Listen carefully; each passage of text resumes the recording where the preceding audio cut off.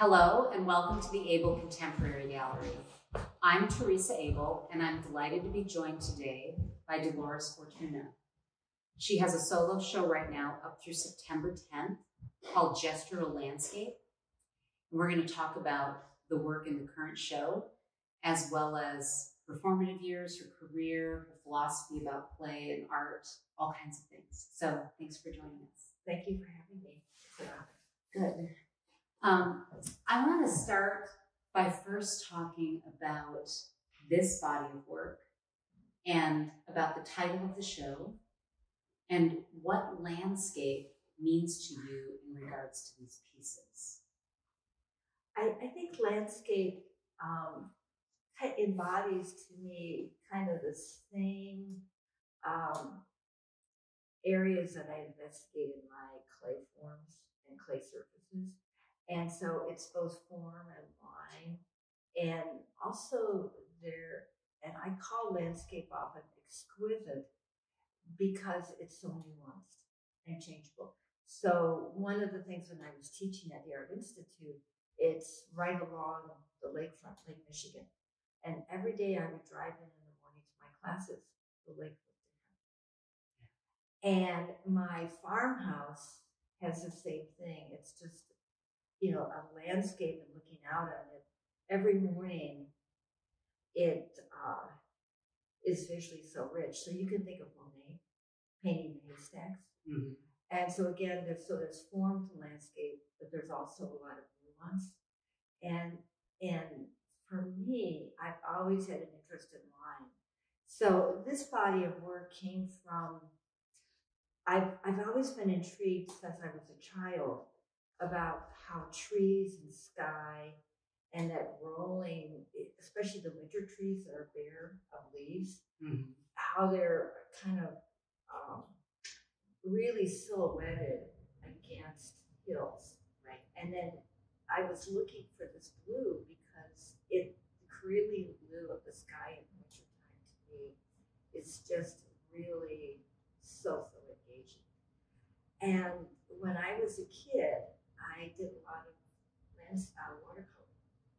And I would go out with my brushes and I would take a gunny sack and I would find, and where I grew up is very hills. Why did you have gunnies? Why a gunny Because I was going to sit on the snow. Oh, okay. And I didn't want my okay. And I would take water and wet my paper down and do the background. And what was great is because it would freeze, I would get all these ice crystals in the pigment. Oh. And then I would come back to, and then I would draw, and then I would let them dry. And the next day I'd go out and I'd do all the trees. So I've been really fascinated by again, barren trees against silhouette against sky or hills for a long time. So I'm going to grab a piece. Yeah. So do you think of these lines, did these come from the trees? Yes. Originally, in a way? Yeah. And it's again, that starkness of tree limbs. And where I grew up, there's a lot of poplars and birch, mm-hmm. and they're pretty straight trees. Yeah. They don't feather out, right? Like a maple tree or something. And what I really like is that kind of automatic brushwork or line making where your hand just starts to move, right? And your brain is not controlling every motion, right? So that's where the idea of gesture comes in, yeah. Is that the gesture is just immediate response. And a lot of times what I like to look for is, here. I love all this. Yeah. It just kind of happens. And I used to, when I was in college, I did a lot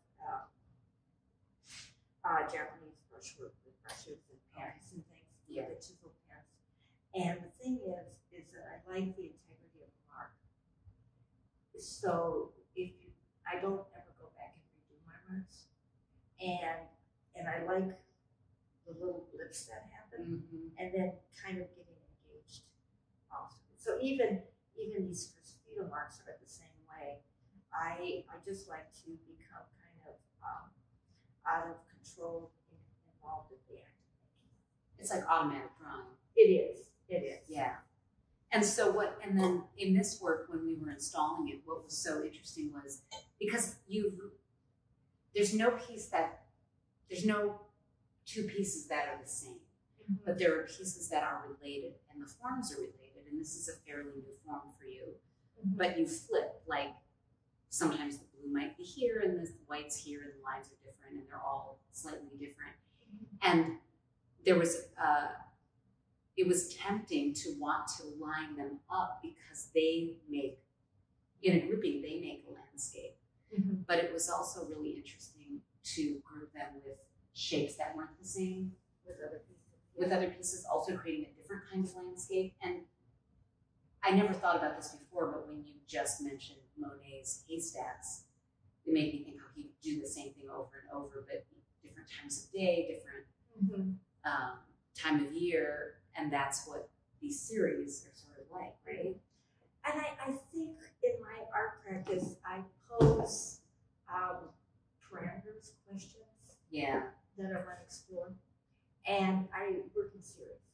So a lot of times I'll make 5 to 8 of something, and what I throw them as a grouping, and when I glaze them, I do them, and what again, I'm looking for different relationships. So my work, I really strive to be very explorative, even while setting some parameters for myself. And I like the sense of having maybe like an assignment, but I like having something to kind of push against a little bit. Right. But it kind of helps keep the work cohesive.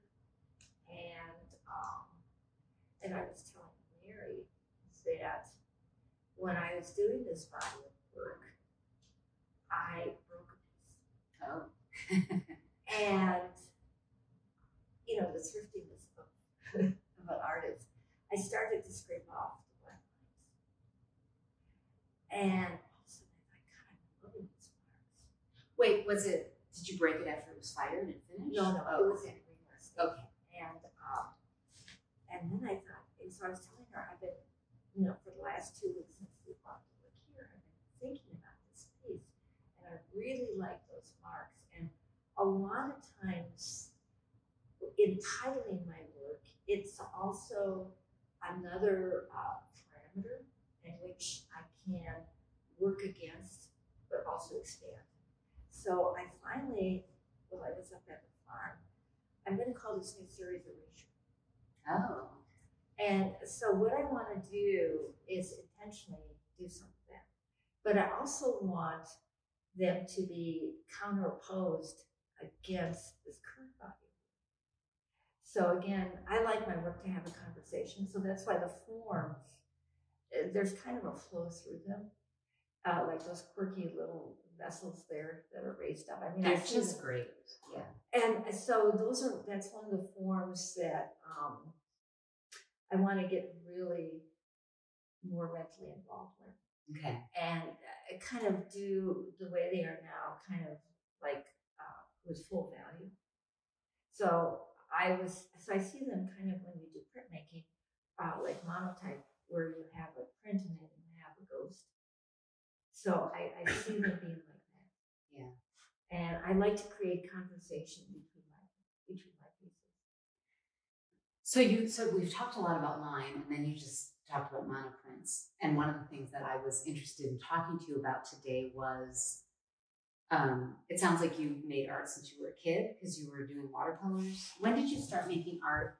And it sounds like you worked in other media besides just clay. Talk about that a little bit. Well, I was probably a strange kid, but I like art and I like math. Okay. Cool. I mean, that doesn't surprise me a lot. Artists and other artists. So when I went to college, so I did, you know, and I went through a rural high school, grade school, and so we just had whatever we had. I never touched clay until my 3rd year of college. Okay. And so I just did watercolor because I could carry it in the woods. And I love being in the woods and I love painting. Yeah. And so I did a lot of painting as a kid. And The other thing I did, because of my a lot of the operations I had where I was in a body cast and I was basically immobile for, let's say, 6 months out of the year, my grandmother taught me how to embroider. Oh. And so I became very hand-oriented in my art. Yeah. And I think that really persists. So when I would do painting, it wasn't as satisfying for me as doing etching. How old were you when you were in body cast? Well, I had polio when I was 14 months old, and I think my first big operation when I was 8. So you were quite young. I was young, yeah. And so my grandmother would come and, I started embroidering pillowcases. When you were 8 or 9? Well, you have to keep the kid busy, right? Yeah. So, and I think I really just developed that because you have to spend days and, months in a bit. And so I think embroidery was one of the few things I could do. And I grew up in a family that sewed. And so I was very used to, and so when I went into clay work, I was very used to assembling, deassembling, joining things together. So I think that practice just kind of flowed into how I handle clay. Because a lot of people think my work is all hand built. And so I think of the wheel as I do a kiln where they're just really tools to be used. Yeah. And I like them not to be totally determinant of my final work. Yeah.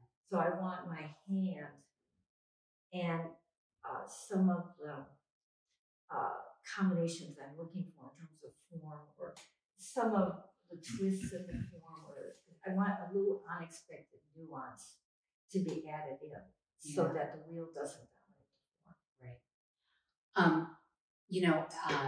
It's interesting. We've worked together for many years now, and your work is always evolving and fresh and exciting.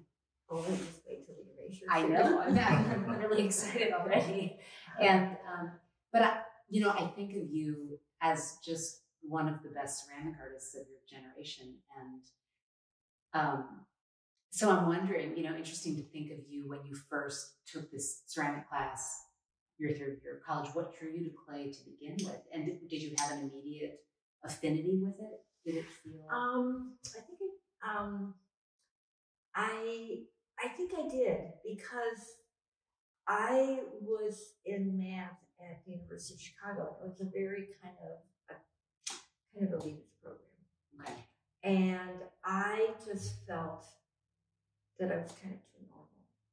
I mean, I loved math, but it was very theoretical, which I liked, but it wasn't really satisfying. And I think that I always felt that whatever career I went into, it would be a life, not just a career or an occupation. An avocation. Yes. And so I had to take an art class as an elective. And the University of Chicago is a very unusual school because your first 2 years, you really did not major. Okay. And what it was, when I got there in 1966, it was still the Hutchinson School. So the first 2 years, you read what was called the great books.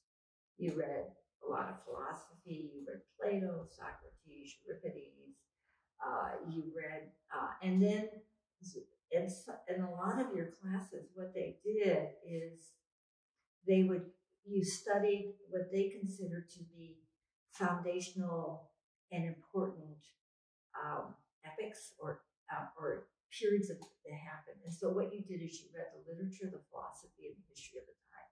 So let's say Russia, the Russian Revolution. Mm-hmm. So you read Tolstoy, you read Dostoevsky, you listened to Stravinsky, you got really kind of enmeshed in the whole culture of the time. So they didn't see history as divorced from painting. Right. And so it was a very holistic type of education. It sounds great. It was wonderful. It fit me perfectly. And my little farm kid, I was like, oh my God, I got to heaven.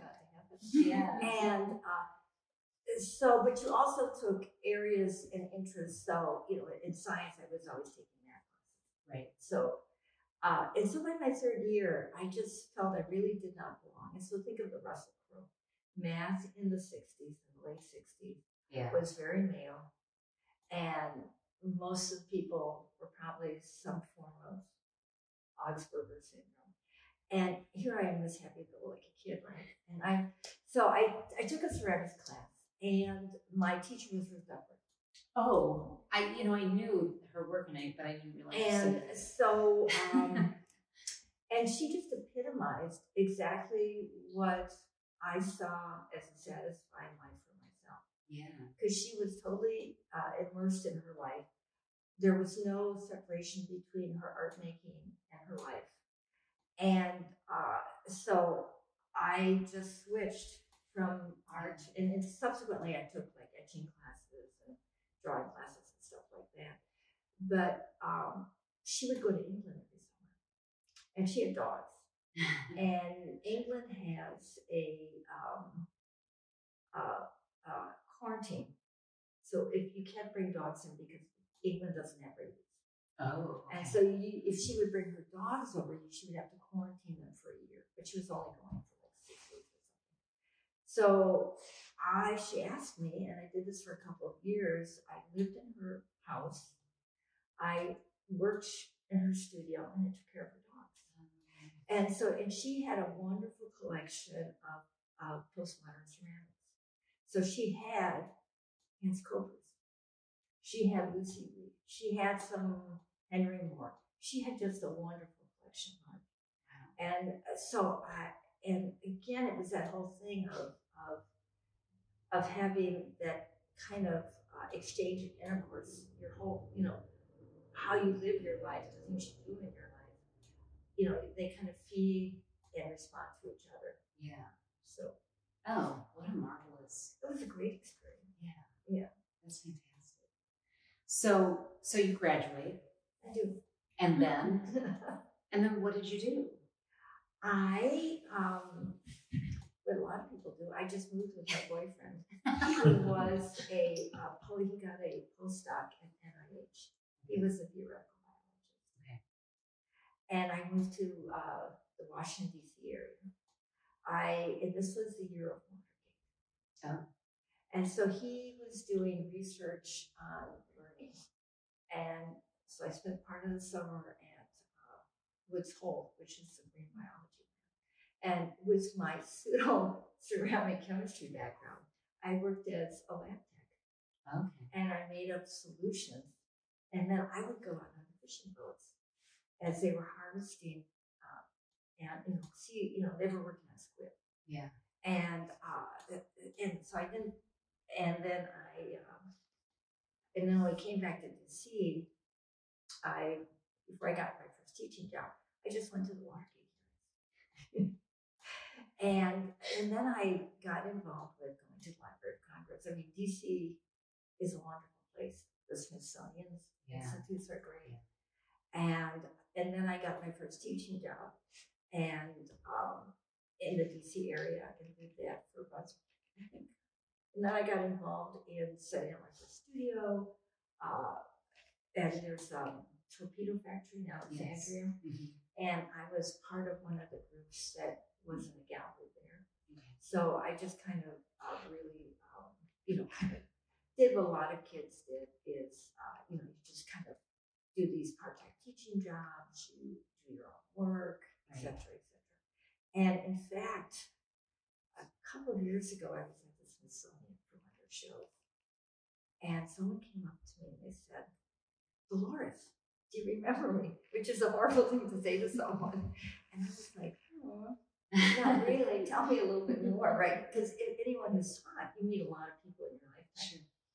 And one of the things that I did is I made planters.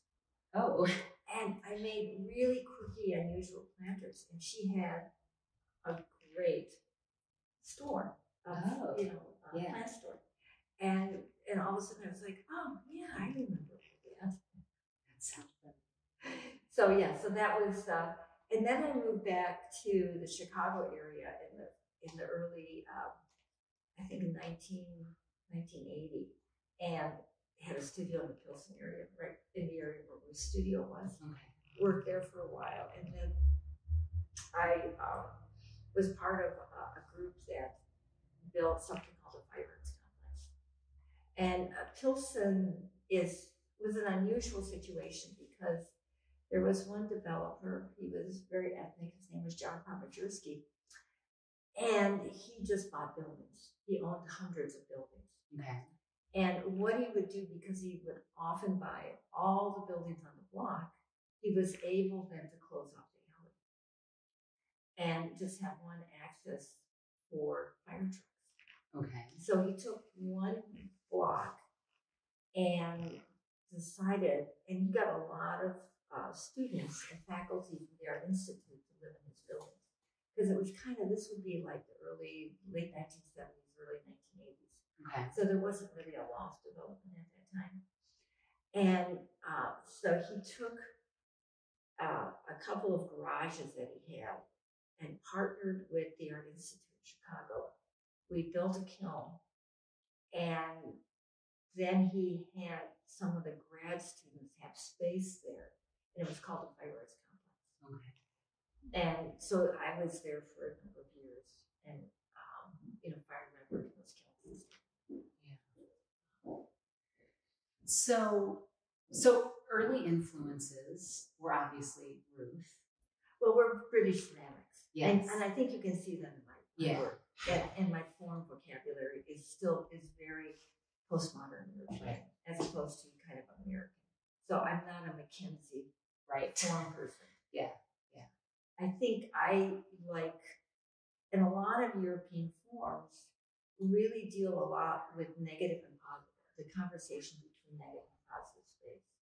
And so if you think of Hans Koper, the bases are very narrow coming down. There's a lift to the forms.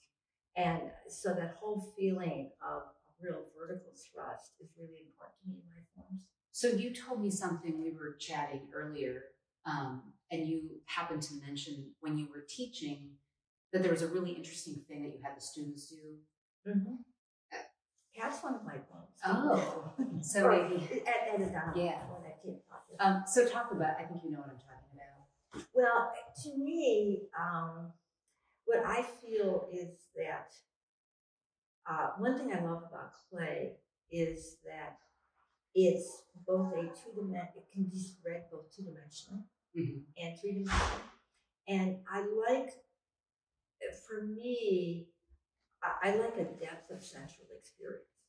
So, say if I look at that painting, right, I'm not going to pick that painting up off the wall and handle it. Correct. So it is really existing mainly in my visual sense. But with clay, what I like about it, what really intrigues me, as because I've done other medias, is the fact that you can layer in hidden intent. And one of the intents that I like to layer into my work is just how my work feels. Right. So I would always tell my students to, when they felt they were done with a piece, it's just to close their eyes, pick it up, and just see how it feels. And how would you read this object? Does it give you, so what sensation that you visually want to kind of either have harmony with or discord with the physical feel of the object. And so I kind of like both. I like harmony, but I like a little bit of discord. And so I liked, and again, this comes from a lot of European ceramics, is a lot of the feet on my pieces are quite narrow. Mm-hmm. And I like that feeling of tenuousness. Right. And then they feel like they're lifting up. Yeah. Because what I do is I try and throw very balanced, but when I'm trimming, I'm looking for, if I would take a cup and I would turn it on its side. Yeah. I don't want to feel what's the rim and what's the foot. Okay. So I want that sense of balance in a piece. So if I pick something up and it's just like really, really heavy, that's not my aesthetic. It could be someone else's aesthetic. Right. So and I think that work that lives a long time has layered discovery. So these are the first two things. So let's say my line work is pretty obvious, but to me, the rims of my pieces are also lines. And so I have really a lot of fun in the show working with the double rim pieces or the pieces that come out, because I really love the line of the foot dealing with the surface it rests on, right, going up to, again, the line where the forms are joined. And then I like to put a little bit of irregularity. So you see the rims on my pieces. None of them are wheel thrown straight across. right. So what I do when I'm throwing is I kind of pinch and release as a final touch on the rims so that they're not hard. Right. But they're kind of embracing. And then I always like to read my work. I think of the clay wall as a membrane. Okay. And so what I want to do is I really want in my work to have the inside and the outside space really relate to each other.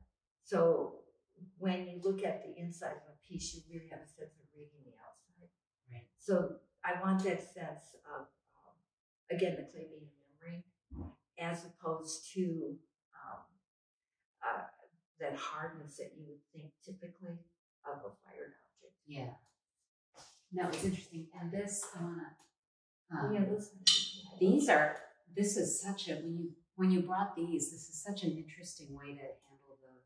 Well, and I like, again, this is like the pleasure, this is like the gift from the kiln. Yeah. Where you get that little red. These were a lot of fun because, again, I was just kind of tweaking, again, the component parts.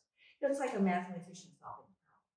So a lot of times if you have a advanced mathematical problem, you're looking for a solution. Right. But there's not one solution. Yeah. Necessarily. And so in clay, it's the same way. I give myself some things, some set things that I'm going to explore. And then these are just solutions that you come up in the studio. Well, and this was great because when displaying these, some of them are on shelves, some of them are on tables. Yeah. But, it becomes this thing, like it's really great to look at like this, where you just see this. Right. But then when you get it, you can get this, just how much blue you see. Yeah.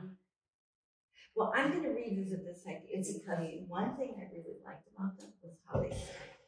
Oh. I haven't stacked. Yeah, but it's interesting, you play around. And I think that's a great thing about, again, clay is such a wonderful medium because one of the things you can just play, it doesn't have to be so serious. And when you unload things at the kiln, often you don't have that much room to store them all, so you're stacking them. Oh, that looks really cool, So it's always giving you ideas. So it's the same as when you're teaching. What I always love about teaching is using my students kind of like a research lab. Yeah. And you solve that problem so differently than I would. Yeah. Can I borrow that idea from you? That's so interesting. But So not necessarily give you any credit for it, though. Do you still teach? I do workshops. I've got one coming up in March for the Delores Academy Institute of Art. Okay. I do 1 or 2 weeks. Because listening to you talk about all this, I don't do clay. I'm a painter, but it makes me think like I want to take a class with Delores. Well, taking workshops is great because there's a lot of people who I have a more academic background. There are a lot of people who do workshops. Yeah. Who, and I think the clay world is very generous. Yeah. People share what they do, what they think. I think it's a very generous community. And locally, there's a real good place at that one in Nashville to take classes. And they have both a fiber program and a clay program. Yeah. Anyway, it's exciting. So you have a farm that you're renovating the barn, or you finished renovating the barn. You have a really cool project going on with an old farm. So tell us a little bit. And are you going to do workshops there? And well, I kind of thought about it. Yeah. But then I thought, so it's just going to be your own little. I don't know. So what I want to do, and I actually have some people already signed up. What I want to do is offer more retreats. Oh, okay. And so the bottom studio will be a clay studio, and then the upper loft area of the barn is like 40 by 60, so it's a big barn. Yeah. Is going to be a 2D studio. Okay. So, and I'm kind of finishing it up. It has taken me much longer than I want, but I'm starting. It was really interesting. There's a wonderful program on Saturday that I listened to called The Hidden Brain. Does anybody listen to that?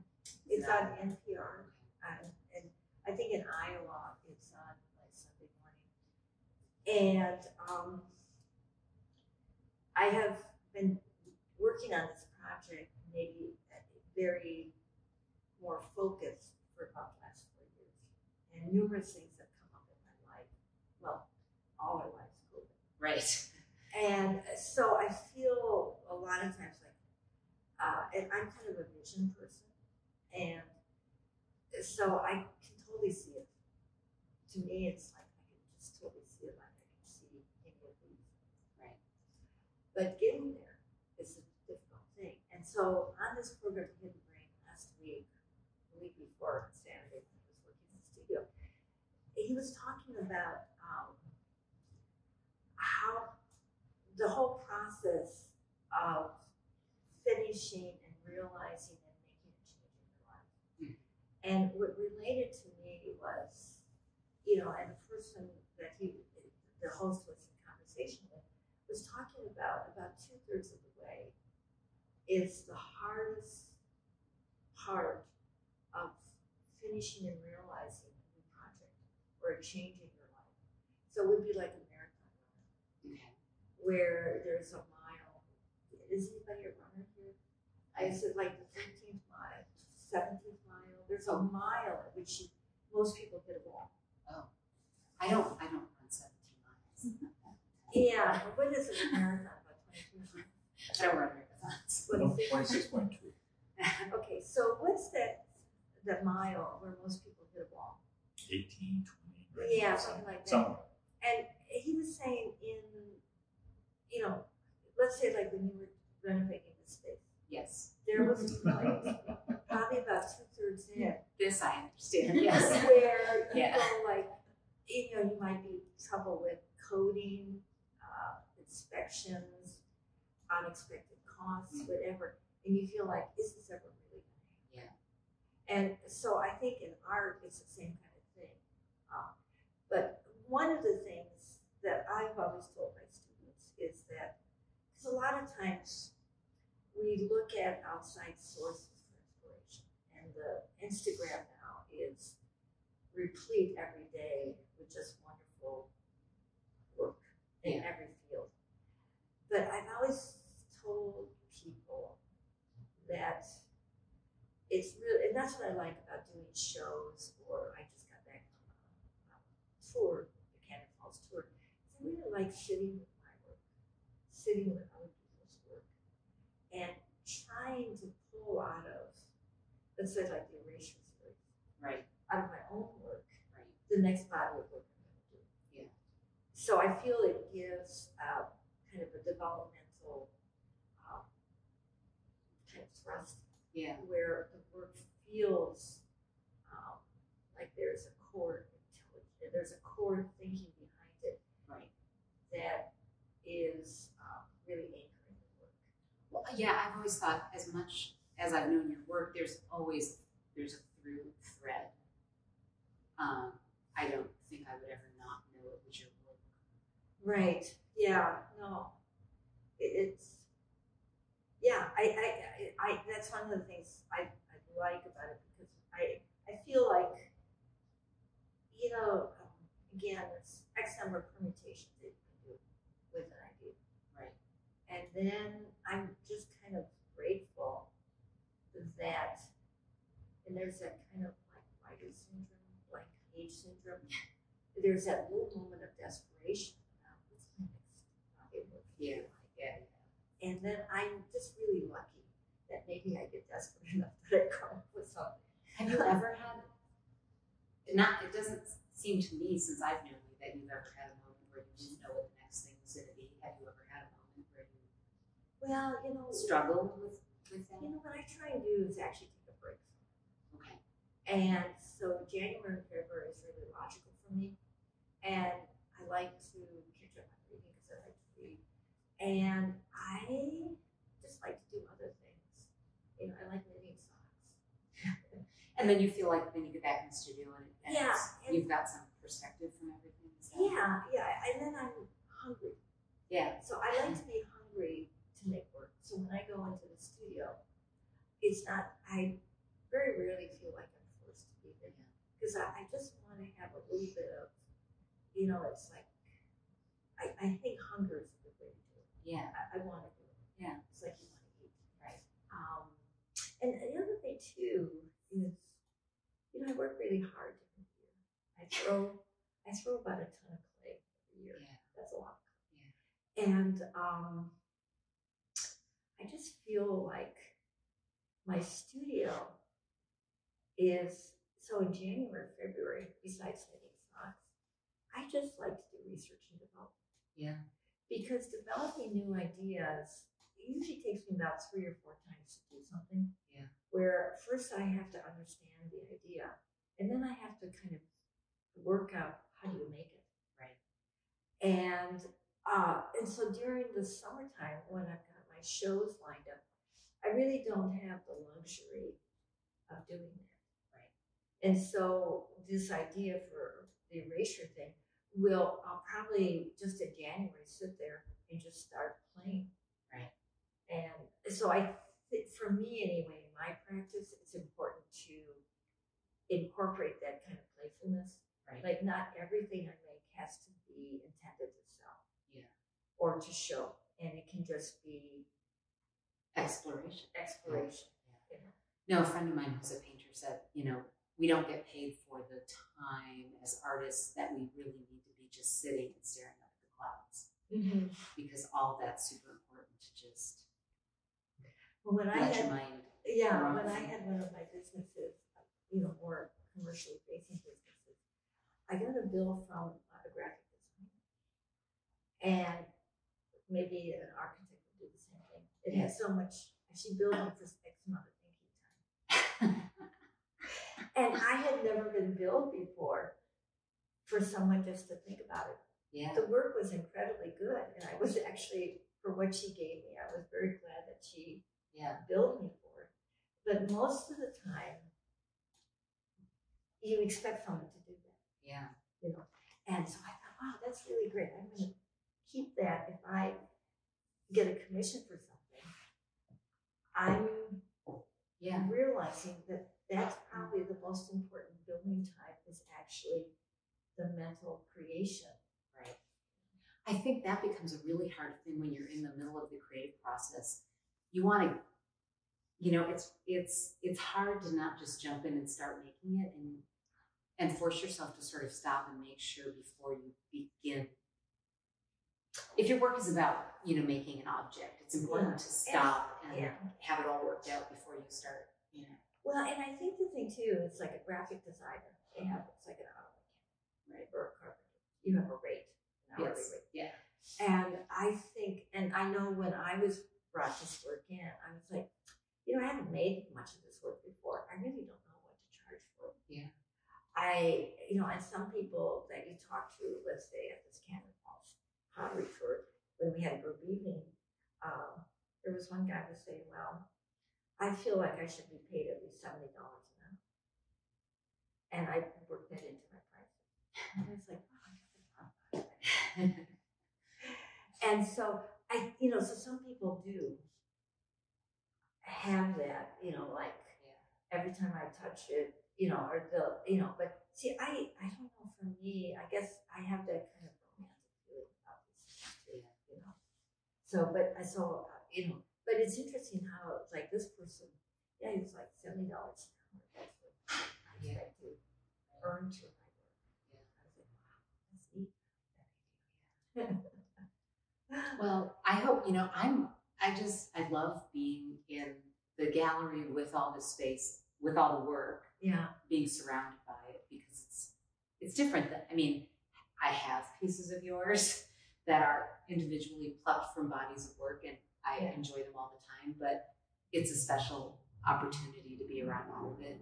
Yeah. In this way, I hope you feel that way and gives you a chance. Yes, I have. Yeah, and I actually really have enjoyed that you kind of picked up on that playfulness in the sense of having objects kind of relate to each other and how to display with. So when I walked in here to see the show, I was just like, it totally exceeded my expectations. You guys did a great job. Yeah, your team did a wonderful job in installing the show. Well, does anybody else have any questions or just comments or anything you want to? I know we were chatting with Delores before she came down to talk. So yeah, what do you think?